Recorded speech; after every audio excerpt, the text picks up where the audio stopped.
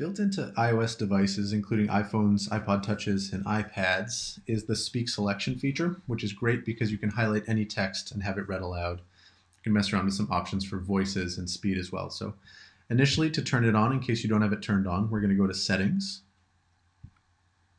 We're going to go down the left-hand column to General, which is already highlighted for us. We're going to go to Accessibility, which is the 6th window down, right here. And then in the top window, the 5th selection down is Speech. So we're going to tap on that. Now in Speech at the very top, you can see that Speak Selection has a little slider. So if yours was off, it would look like that. We can turn that on by tapping it.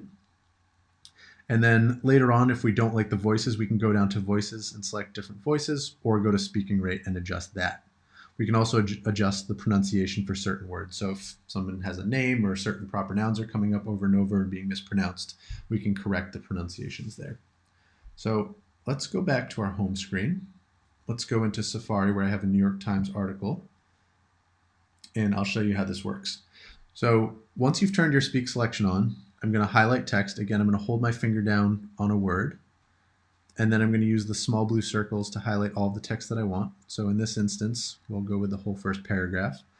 It pops up a little black toolbar with Copy, Lookup, Speak, Share. We're going to go to Speak, which is Speak Selection. And once I do that, you'll see that it reads the text aloud. Washington. The House approved a stopgap spending bill on Thursday night to keep the government open past Friday.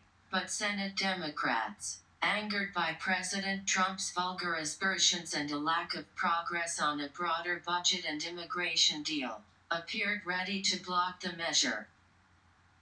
So you can see that unlike the Read and Write toolbar for the Chromebook, it's not going to continue reading past what you highlighted. Whatever you've highlighted, that's just what it reads. So each time you'd like to read something further, you need to select another block of text and then go back to the small menu that pops up and select Speak. So you just have to repeat that procedure.